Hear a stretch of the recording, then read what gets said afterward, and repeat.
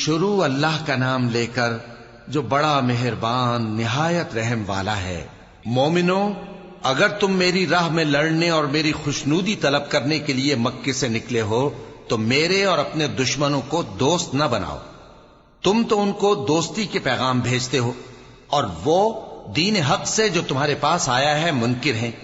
اور اس وجہ سے کہ تم اپنے پروردگار یعنی اللہ تعالیٰ پر ایمان لائے ہو، پیغمبر صلی اللہ علیہ وآلہ وسلم کو اور تم کو جلا وطن کرتے ہیں۔ تم ان کی طرف پوشیدہ پوشیدہ دوستی کے پیغام بھیجتے ہو، اور جو کچھ تم مخفی طور پر اور جو علل اعلان کرتے ہو وہ مجھے معلوم ہے، اور جو کوئی تم میں سے ایسا کرے گا وہ سیدھے رستے سے بھٹک گیا۔ اگر یہ کافر تم پر قدرت پالیں تو تمہارے دشمن ہو جائیں، اور ایذا کے لیے تم پر ہاتھ بھی چلائیں اور زبانیں بھی، اور یہ چاہتے ہیں کہ تم کسی طرح کافر ہو جاؤ۔ قیامت کے دن نہ تمہارے رشتے ناتے کام آئیں گے اور نہ اولاد۔ اس روز وہی تم میں فیصلہ کرے گا، اور جو کچھ تم کرتے ہو اللہ اس کو دیکھتا ہے۔ مسلمانوں، تمہیں ابراہیم اور ان کے رفقا کی نیک سیرت کو اپنانا ضروری ہے۔ جب انہوں نے اپنی قوم کے لوگوں سے کہا کہ ہم تم سے اور ان بتوں سے جن کو تم اللہ کے سوا پوجتے ہو بے تعلق ہیں، ہم تمہارے معبودوں کے کبھی قائل نہیں ہو سکتے، اور جب تک تم ایک اللہ پر ایمان نہ لاؤ ہم میں تم میں ہمیشہ کھلم کھلا عداوت اور دشمنی رہے گی۔ ہاں، ابراہیم نے اپنے باپ سے یہ ضرور کہا تھا کہ میں آپ کے لیے مغفرت مانگوں گا، اور میں اللہ کے سامنے آپ کے بارے میں کسی چیز کا کچھ اختیار نہیں رکھتا۔ اے ہمارے پروردگار، تجھی پر ہمارا بھروسہ ہے، اور تیری ہی طرف ہم رجوع کرتے ہیں، اور تیرے ہی حضور میں ہمیں لوٹ کر آنا ہے۔ اے ہمارے پروردگار، ہم کو کافروں کے ذریعے فتنے میں نہ ڈالنا، اور اے ہمارے پروردگار ہمیں معاف فرما، بے شک تو غالب ہے، حکمت والا ہے۔ تم مسلمانوں کو یعنی جو کوئی اللہ کے سامنے جانے اور روز آخرت کے آنے کی امید رکھتا ہو اسے ان لوگوں کی نیک سیرت اپنانی چاہیے، اور جو روگردانی کرے تو اللہ بھی بے نیاز ہے، لائق حمد و ثنا ہے۔ عجب نہیں کہ اللہ تم میں اور ان لوگوں میں جن سے تم دشمنی رکھتے ہو دوستی پیدا کر دے، اور اللہ قادر ہے، اور اللہ بخشنے والا ہے، مہربان ہے۔ جن لوگوں نے تم سے دین کے بارے میں جنگ نہیں کی اور نہ تم کو تمہارے گھروں سے نکالا، ان کے ساتھ بھلائی اور انصاف کا سلوک کرنے سے اللہ تم کو منع نہیں کرتا۔ اللہ تو انصاف کرنے والوں کو دوست رکھتا ہے۔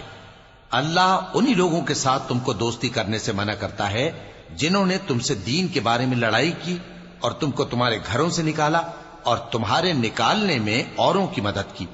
تو جو لوگ ایسوں سے دوستی کریں گے وہی ظالم ہیں۔ مومنو، جب تمہارے پاس مومن عورتیں وطن چھوڑ کر آئیں تو ان کی آزمائش کر لو، اور اللہ تو ان کے ایمان کو خوب جانتا ہے۔ سو اگر تم کو معلوم ہو کہ وہ مومن ہیں تو ان کو کفار کے پاس واپس نہ بھیجو کہ نہ یہ ان کو حلال ہیں اور نہ وہ ان کو حلال ہیں، اور جو کچھ انہوں نے ان پر خرچ کیا ہو وہ ان کو دے دو، اور تم پر کچھ گناہ نہیں کہ ان عورتوں کو مہر دے کر ان سے نکاح کر لو، اور کافر عورتوں کے ساتھ تعلقات نکاح باقی نہ رکھو، یعنی انہیں کفار کو واپس دے دو، اور جو کچھ تم نے ان پر خرچ کیا ہو تم ان سے طلب کر لو، اور جو کچھ انہوں نے اپنی عورتوں پر خرچ کیا ہو وہ تم سے طلب کر لیں۔ یہ اللہ کا حکم ہے جو تم میں فیصلہ کیے دیتا ہے، اور اللہ جاننے والا ہے، حکمت والا ہے۔ اور اگر تمہاری بیویوں میں سے کوئی تمہارے ہاتھ سے نکل کر کافروں کے پاس چلی جائے اور اس کا مہر وصول نہ ہوا ہو،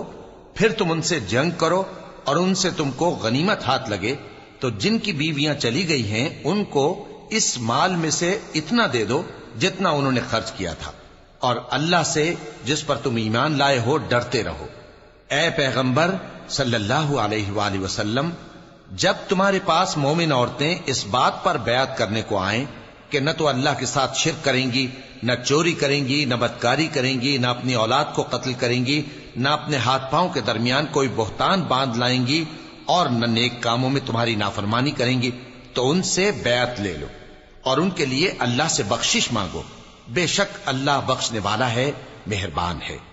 مومنو، ان لوگوں سے جن پر اللہ غصے ہوا ہے دوستی نہ کرو،